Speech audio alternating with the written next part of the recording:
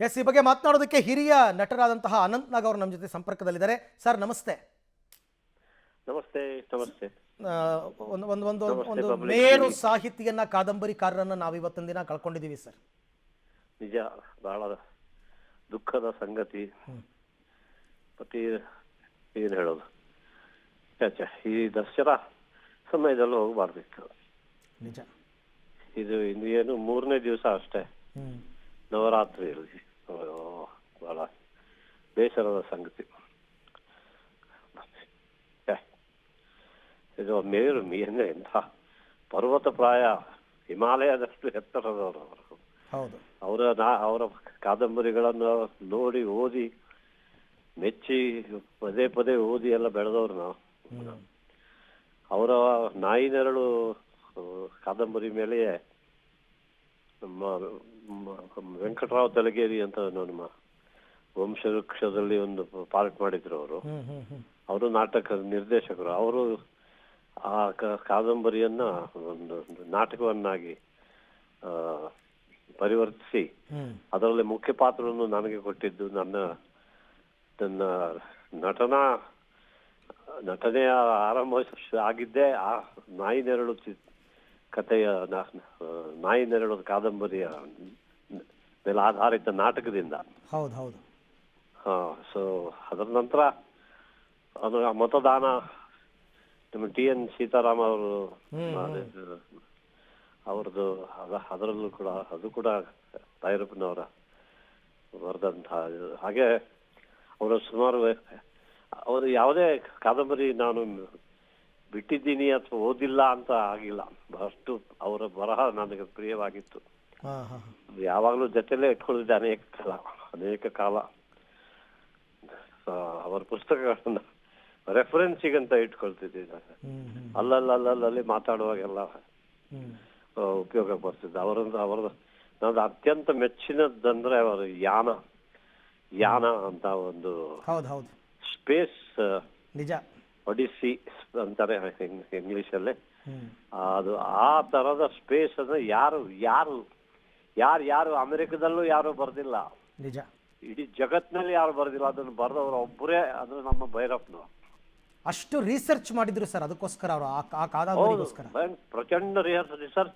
ಮತ್ತು ಇವನ್ ಅಲ್ಲಿ ಸೈಂಟಿಸ್ಟ್ಗಳು ಕೂಡ ಯೋಚನೆ ಮಾಡಕ್ಕಾಗದಂಥ, ಅಂದ್ರೆ ಅದು ನಮ್ಮ ಹಿಂದೂ ಫಿಲಾಸಫಿ ಎಂದು ಆಧರಿಸಿ ಯಾರು ಅಥವಾ ಹಿಂದೂ ಧರ್ಮದಲ್ಲಿ ಹಿಂದೂ ಸಮಾಜದಲ್ಲಿ ಹುಟ್ಟಿದ್ದಾರೋ ಬೆಳೆದಿದ್ದಾರೋ ಅದನ್ನ ಅಭ್ಯಸಿಸಿ ಮುಂದೆ ಹೋಗಿದ್ದಾರೋ ಅವರು ಮಾತ್ರ ಅದನ್ನ ಆ ರೀತಿಯ ಇಂಟರ್ಪ್ರಿಟೇಷನ್ ಕೊಡೋಕೆ ಸಾಧ್ಯ. ಆ ರೀತಿಯ ನಿಜ ಒಂದು ಕಾದಂಬರಿಯನ್ನು ಅವರು ಬರೆದ್ರು. ಅದರಲ್ಲಿ ಮುಖ್ಯ 2 ಪಾತ್ರಗಳನ್ನ ಹೇಗೆ ಸೃಷ್ಟಿಸಿದ್ರು ಅದು ಓದಿದ ಮೇಲಂತೂ ಅದರ ಕುರಿತು ಯೋಚನೆ ಮಾಡಿದ್ರೆ ರಾತ್ರಿ ಹೊತ್ತಿನಂತೂ ಯೋಚನೆ ಬಂದು ನಿದ್ದೆಯೇ ಬರೋದಿಲ್ಲ ಅಷ್ಟೊತ್ತು. ಅದು ಅಂದ್ರೆ ಎಲ್ರಿವರೆಗೂ ಆಕಾಶವೇ ಹೇಳ್ತೇವೆ ಅಲ್ಲ, ಸ್ಕೈ ಇಸ್ ಅ ಲಿಮಿಟ್ ಅಂತ ಇಂಗ್ಲಿಷ್ ಎಲ್ಲ ಹೇಳ್ತಾರೆ ಸರ್. ಈ ಆಕಾಶ ಹೇಗಿದೆ ಅಂದ್ರೆ ಎಷ್ಟು ಹೋದ್ರು ಇನ್ನಷ್ಟು ಇದೆ ಅಂತ ಕೊನೆ ಇಲ್ಲದ ಯಾನಕ್ಕೆ ಒಂದು ಸ್ಪೇಸ್ ಶಿಪ್ ಅನ್ನ ಅವರು ಕಳಿಸಿದ್ರು. ಅದರಲ್ಲಿ ಇಬ್ರು, ಒಂದು ಮಹಿಳೆ, ಒಬ್ಬ ಮಹಿಳೆಯ ಪುರುಷ ಮತ್ತು ಸ್ತ್ರೀ ಇಬ್ಬರನ್ನು ಕೂರಿಸಿ ಕಳಿಸಿ ಅದು ಒಂದು ಬರೆದಿದ್ದಾರೆ. ಅದು ಯಾರು ಊಹೆಗೂ ತಲುಪೋದಿಲ್ಲ. ಅದರ ಊಹೆಗೆ ಆಚೆ ಬರೆದು ಬಿಟ್ಟಿದ್ರು. ಅಷ್ಟೊಂದು ಅವರ ಬರಹಗಳ ಸ್ಪೆಷಾಲಿಟಿನೇ ಅದಲ್ವಾ ಸರ್. ಯಾವುದೇ ಕಾದಂಬರಿಗೂ ರಿಸರ್ಚ್ ಇಲ್ಲದೆ ಬರೀತಿರ್ಲಿಲ್ಲ. ಕಾಲ್ಪನಿಕವಾದರೂ ರಿಸರ್ಚ್ ಮಾಡ್ತಾ ಇದ್ರಂತೆ. ಪರ್ವ ಕಾದಂಬರಿ ಬರೀಬೇಕಾದ್ರೆ 2 ತಿಂಗಳು ಕುರುಕ್ಷೇತ್ರಕ್ಕೆ ಹೋಗಿ ಕೂತಿದ್ರು ಅವರು. ಯುದ್ಧ ಹೆಂಗ್ ನಡೆದಿರ್ಬೋದು ಇಲ್ಲಿ ಅಂತ ನೋಡೋದಕ್ಕೆ. ಎಲ್ಲವೂ ಗೊತ್ತಿದೆ. ಅದು ಯಾತಕ್ಕೆ ಹೇಳ್ತಿದ್ದೀನಿ ಅಂದ್ರೆ, ಇದು ಕಲ್ಪನೆ ಮಾಡಿದ್ರು ಕೂಡ ಅದು ಒಂಥರ ಆಧಾರಕ್ಕೆ ಈ ಭೂಮಿ, ಈ ಪೃಥ್ವಿ ಅಥವಾ ಈ ಜಗತ್ತು, ಅದು ಕುರುಕ್ಷೇತ್ರ ಅಥವಾ ಇನ್ನೊಂದು ದೇಶ ಅಥವಾ ಈ ರೀತಿ ಎಲ್ಲ ಇರ್ತಿತ್ತು. ಇವನು ಮಹಾಭಾರತದ ಮೇಲೆ ಅಥವಾ ಅಂಥವು ಕೂಡ.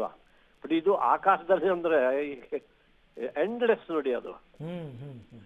ಅದಕ್ಕೆ ಅದನ್ನು that is the height of imagination ಅಂತ. ಅದನ್ನ ಆ ರೀತಿ ಕರೆಯೋದಿದ್ರೆ ಅದು ಆ ರೀತಿ ಆಕಾಶವೇ ಹೈಟು. ಅಂಥವ್ರನ್ನ ಕಳ್ಕೊಂಡು ಬಹಳ ಬಡವಾಗ್ಬಿಟ್ಟಿದೀವಿ. ಬಹಳ ಬಡವಾಗ್ಬಿಟ್ಟಿದ್ವಿ.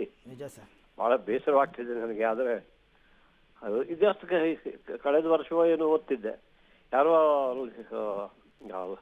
ದಾರ್ಢ್ಯ ಮಾಡಿದ್ರು, ನಿಮ್ಮ ಆರೋಗ್ಯಕ್ಕೆ, ಒಳ್ಳೆ ಆರೋಗ್ಯಕ್ಕೆ ಏನಕ್ಕೆ ಅದನ್ನು ನೀವು ಅದು ಆರೋಗ್ಯಕ್ಕೆ ಕಾರಣ ಏನು ಆ ರೀತಿ ಏನಕ್ಕೆ ಅವರು, ನಾನು ಶಾಕಾಹಾರಿ ಇದು ಇಂಥದ್ದು ತಿಂತೀನಿ, ಹೀಗಿರ್ತೀನಿ, ನಾನು ಹೀಗಿರೋದಕ್ಕೆ ಇದು ಕಾರಣ ಅಂತ. ಕರೆಕ್ಟ್. ಅದು ಅಂದಿದ್ದು ಇನ್ನೂ ಓದಿಚ್ಚ ಎಂಥ ಪ್ರಶ್ನೆ ಕೇಳ್ತಾರಪ್ಪ ಇದು. ಈಗ ಇದೆಂಗೆಲ್ಲ ಕೇಳಿದ್ರೆ ದೃಷ್ಟಿ ಆಗ್ತದೆ ಅಂತ ನನ್ನ ಮನಸ್ಸಿನಲ್ಲಿ ಹಾದೋಗಿತ್ತು. Yes sir, thank you. Public TV ಜೊತೆ ಮಾತನಾಡಿದ್ದಕ್ಕೆ ಅನಂತ್ನಾಗ್ ಅವರು, ಹಿರಿಯ ನಟರು. ಎಸ್ ಎಲ್ ಭೈರಪ್ಪನವರ ಪ್ರತಿಯೊಂದು ಕಾದಂಬರಿಯನ್ನು ನಾನು ಓದಿದ್ದೇನೆ, ಅವರಿಂದ ಇನ್ಸ್ಪೈರ್ ಆಗಿದ್ದೇನೆ ಅಂತಕ್ಕಂಥ ಮಾತುಗಳನ್ನು ಅನಂತ್ನಾಗ್ ಅವರು ಆಡ್ತಾಯಿದ್ರು. ಅವರ ಬರಹಗಳ ಶಕ್ತಿನೇ ಅಷ್ಟೇ. ಆಮೇಲೆ ಸಾಮಾನ್ಯದವರಿಗೆ ಅರ್ಥವಾಗುವ ಕಾದಂಬರಿಗಳಲ್ಲ ಅದು, ನಿಮ್ಮ ತಲೆಗೆ ವಿಪರೀತ ಕೆಲಸ ಕೊಡ್ತಕ್ಕಂಥ ಕಾದಂಬರಿಗಳು.